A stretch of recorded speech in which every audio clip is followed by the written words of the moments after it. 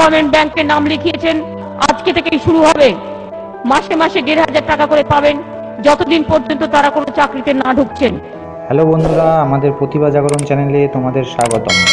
আর এই চ্যানেলে আমাদের ভিডিও যারা প্রথমবার দেখছো তাদেরকে অসংখ্য অসংখ্য ধন্যবাদ।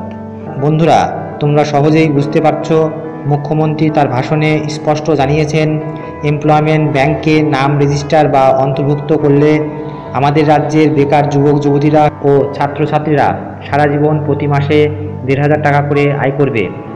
অর্থাৎ বন্ধুরা, আজকে যেটা মূল বিষয় তোমাদের সাথে আলোচনা করার এবং তোমাদেরকে দেখানোর, সেটা হচ্ছে আজকে তোমাদের রাজ্য সরকারের এমন এক স্কিমের খবর জানাবো যেখানে রেজিস্টার বা নাম নথিভুক্ত করলে প্রতি মাসে 1,500 টাকা যুবশ্রী বা বেকার ভাতা হিসাবে পাওয়া যাবে।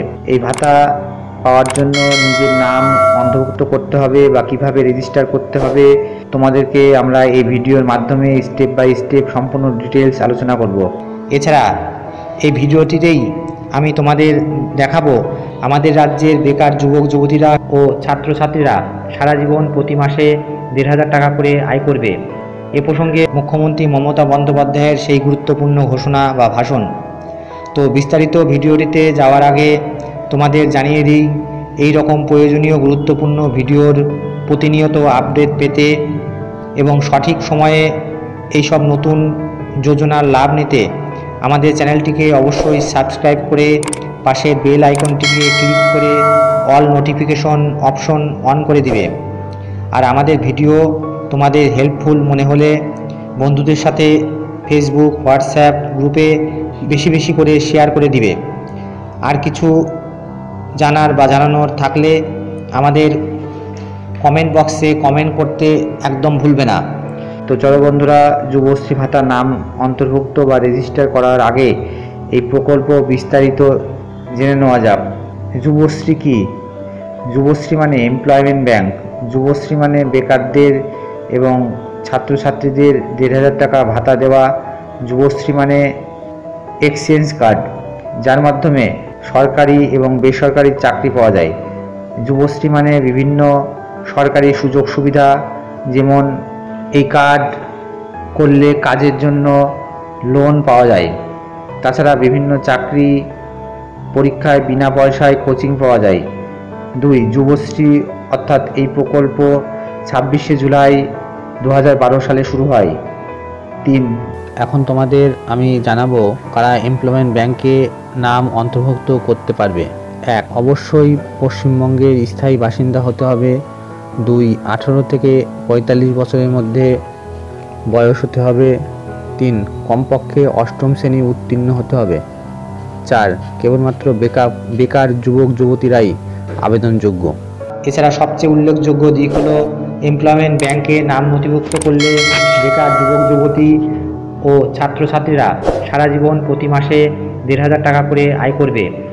এ প্রসঙ্গে মুখ্যমন্ত্রী মমতা বন্দ্যোপাধ্যায় কি বলেছিল জেনে নিই। তবে তোমাদের কাছে আমার একটাই অনুরোধ থাকবে, তোমরা কিন্তু ভিডিওটি সম্পূর্ণ দেখবে, তা না হলে কিন্তু তোমরা ভিডিওটি বুঝতে পারবে না। চলো দেখে নিই মুখ্যমন্ত্রীর সেই ঘোষণা। অনেক বেকার আমাদের বাংলায়, প্রায় 1 কোটি। এতটা বেকারের সংখ্যা এটা আমার আগে ধারণা ছিল না। কর্মচারী ভাই বোনদের জন্য আমাদের ভালোবাসা। আমার টিচাররা 1 তারিখে মাইনে পাচ্ছে, আগে কোনোদিন জীবনে পাইনি। আমরা করছি এগুলো, অনেকগুলো কাজ আমরা করেছি। তাই আমরা বসে সিদ্ধান্ত নিয়েছি, যাদের জীবনে কিচ্ছু ছিল না কিন্তু নিজেরা তো আমরা ট্রেনিং দিচ্ছি, আমরা ট্রেনিং দেবো, সেলফ হেল্প গ্রুপে টাকা দেবো, আমরা নিজে পায়ে দাঁড়াতে টাকা দেবো। আমরা ক্ষুদ্র শিল্পে বিশ্ব বাংলা ব্র্যান্ড তৈরি করেছি। আমরা বাংলায় প্রায় 231টা মার্কেটিং সেন্টার করব, যেখানে বেকার ছেলে মেয়েদের দোকান দেব। নানাভাবে আমরা 50,000 ছেলে মেয়েকে ট্রেনিং দিয়ে বছরে সংখ্যালঘু থেকে শুরু করে আরো অন্য ক্যাটাগরি যারা আছেন তাদের আমরা ক্লিয়ার করে দেবো। ভাববেন না।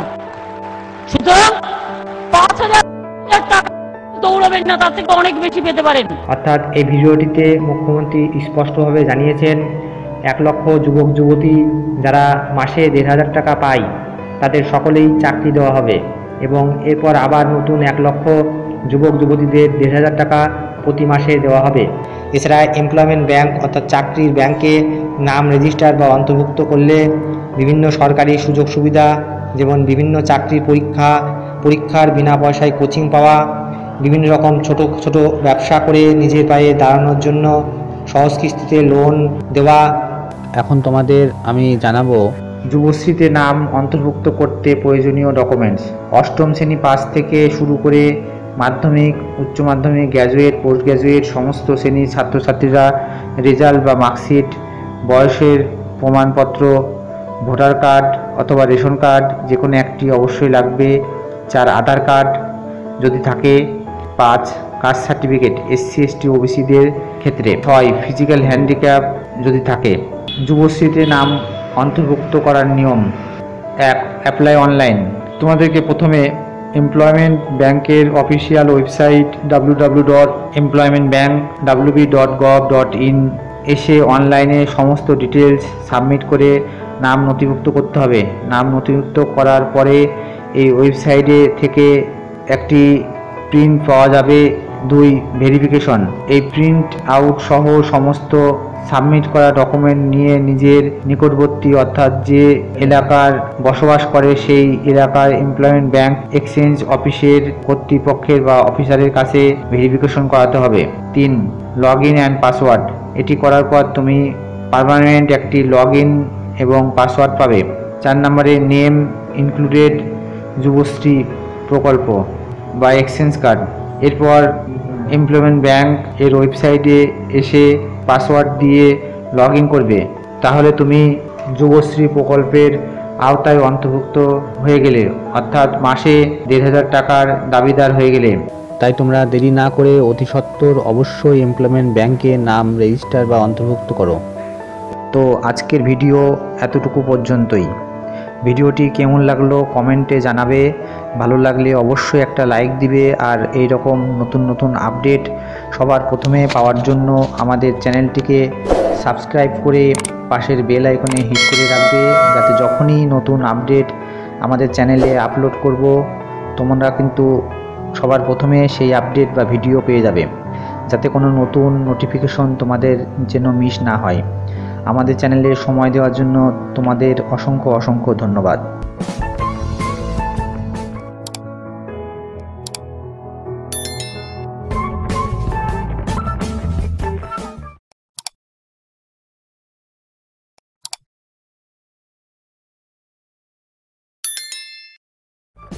Thank you for watching our video.